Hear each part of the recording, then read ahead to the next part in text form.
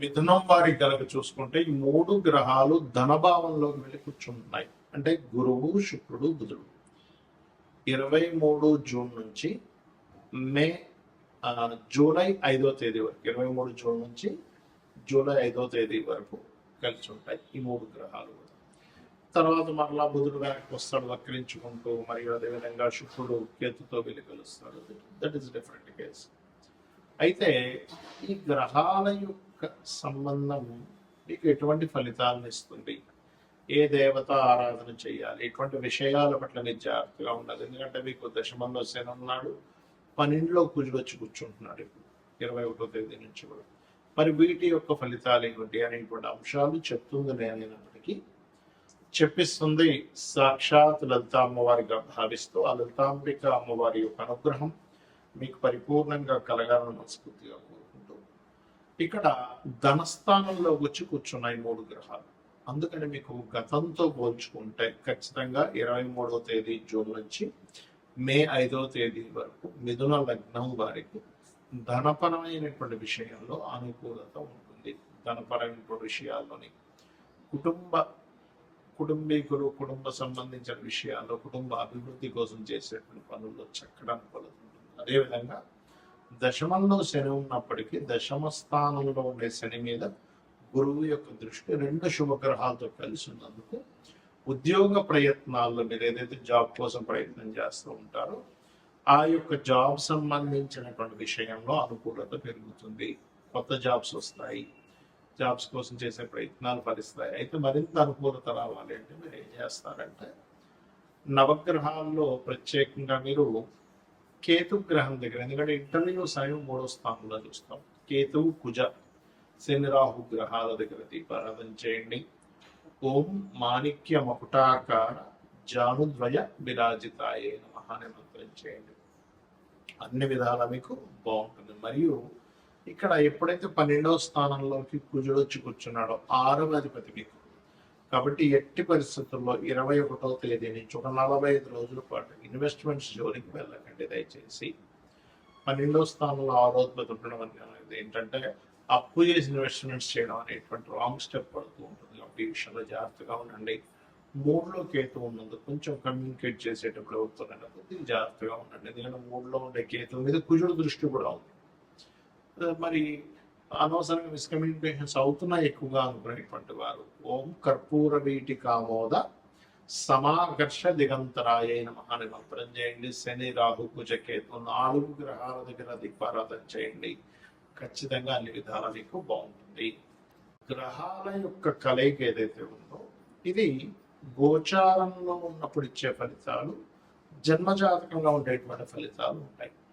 మనకి లగ్నం నుంచి 12 భావాల్లో అంటే లగ్నము, ధనస్థానము, పరాక్రమ స్థానము అంటే సిబ్లింగ్ స్థానము, చతుర్థం అంటే గృహస్థానము, సంతాన స్థానము, రుణరోగ శత్రుస్థానము, వివాహము, జీవిత భాగస్వామి స్థానము, ఆకస్మిక సంఘటనలు, తండ్రి, ఉన్నత విద్యలు, అదేవిధంగా వృత్తి, వ్యాపారాలు, లాభాలు, ఇన్వెస్ట్మెంట్స్, ఈ స్థానాల్లో శుభగ్రహాలు కలిసి ఉన్నాయో పాపగ్రహాలు కలిసి ఉన్నాయా అనేటువంటి చూడాలి. ఎందుకంటే ఇప్పుడు మనకి గోచారంలో వచ్చినటువంటివి ఏంటంటే ఇది కాలంలో అనుకూలించడం వల్ల, అంటే గవర్నమెంట్ ఏదో ఒక స్కీమ్ పెట్టింది, లేకపోతే ఒక బట్టల షాప్ వాడు ఏదో స్కీమ్ పెట్టాడు, పర్మనెంట్గా 365 స్కీమ్ పెట్టడం కాదు, ఒక సీజన్ అంటాడు, ఈ మాసంలో ఈ ఆషాఢ మాసం సేల్ అంటాడు. అలాగా గోచారంలో ఉండే గ్రహాలు ఏంటంటే ఫలానా సమయంలో ఇప్పుడు వరకు మనం చెప్పుకున్నాం గురువు, శుక్రుడు, బుధుడు కలిసి ఉన్నది మీ భావం నుంచి, మీ లగ్నం నుంచి ఈ స్థానంలో ఉన్నాడు కాబట్టి ఈ ఫలితాలు మీకు అనుకూలిస్తాయి.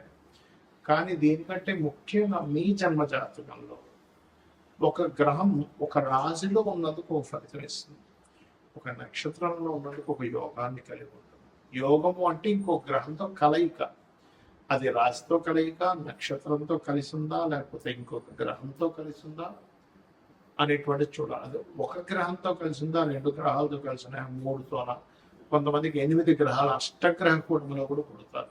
అష్టగ్రహ కూటమి ఈజ్ వెరీ రేరెస్ట్ థింగ్ అన్నమాట. సో అలాగా మీ జన్మజాతకంలో ముఖ్యంగా మీరు గమనించుకోవాల్సింది ఏంటంటే 2 గ్రహాలు, అవి శుభగ్రహాల, పాపగ్రహాల గుర్తుపెట్టుకోండి. ఈ శుభగ్రహాలు అంటే ఏమిటి? శుభ ఫలితాలు ఇచ్చే గ్రహాలు, పాప ఫలితాలు ఇచ్చే గ్రహాలు. క్రూర గ్రహాలు శుభగ్రహాలు అంటారు.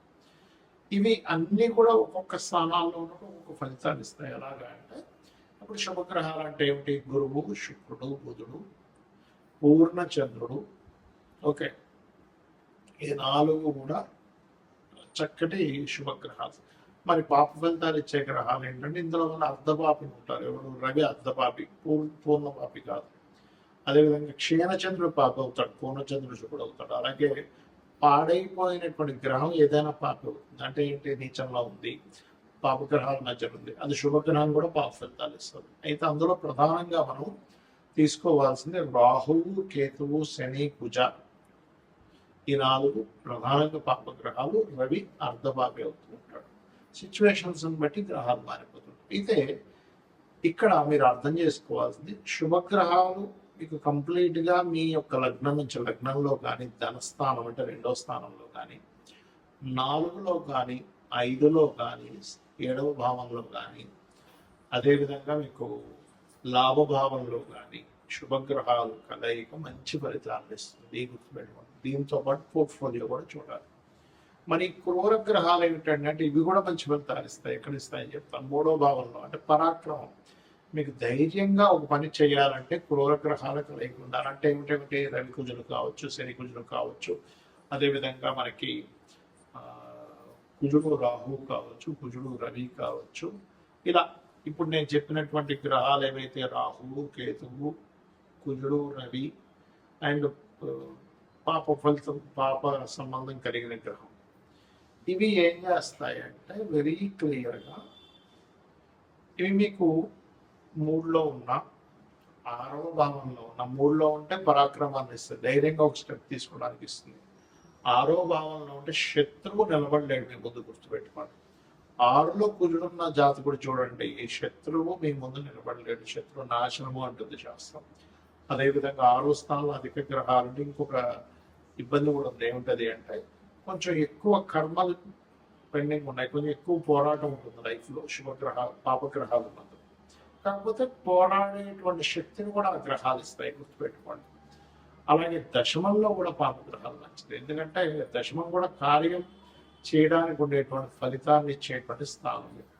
సో ఎప్పుడైతే దశమ స్థానంలో పాపగ్రహాలు ఉన్నాయో, క్రూర గ్రహాలు ఉన్నాయో, అది ఇచ్చేటువంటి రిజల్ట్ ఏమిటి అని చెప్పి చూసుకున్నట్లయితే ఖచ్చితంగా అది కూడా మంచి ఫలితాలు ఇస్తుంది. ఇచ్చింది ఎటువంటి సందేహం లేదు. అలాగే మరొక విషయం ఏంటంటే ఇక్కడ గమనించినట్లయితే ఇక్కడ మరి లాభంలో ఏంటంటే శుభగ్రహాలు, పాపగ్రహాలు రెండూ కలుస్తాయి. మరి 12వ స్థానంలో ఉండేటువంటి గ్రహాలు ఒకవేళ శుభగ్రహాలు ఉంటే, పాపగ్రహాలు ఉంటే ఏంటంటే అది కంఫర్ట్, విదేశాలకు వెళ్ళేటువంటి విషయం, ఇన్వెస్ట్మెంట్ చేసేటువంటి విషయం. అంటే 12వ స్థానంలో ఉండేటువంటి గ్రహాలు ఒక్కోసారి శుభగ్రహంతో, శుక్రుడితో చేసిన పాపగ్రహాలు అనుకోండి, అలవాట్లు, కొంచెం వ్యసనాలు అలవాట్లు ఎక్కువ అవుతుంటాయి. అంటే వ్యసనాలని, ఇన్వెస్ట్మెంట్స్ని, అదేవిధంగా మీరు విదేశాలు వెళ్ళేటువంటి అంశాలను 12వ భావం చెప్తుంది. కాబట్టి ఆ యొక్క విషయాన్ని జాగ్రత్తగా. మరి 2వ స్థానంలో శుభగ్రహాలు ఉన్నాయి, మంచి ధనవంతుడు అవుతాడు. కలయికి ఎక్కువ గ్రహాలు, శుభగ్రహాలు కలయిక, పాపగ్రహాలు కలయిక ఉందనుకోండి, కుటుంబ సభ్యులతో ఎప్పుడు ఏదో ఒక పేచి, కుటుంబ సభ్యులు ఇతనికి సపోర్ట్ చేయకపోవడం, లేకపోతే ఇతను కుటుంబ సభ్యులతో కలవలేకపోవడం అనేటువంటిది జరుగుతూ ఉంటుంది.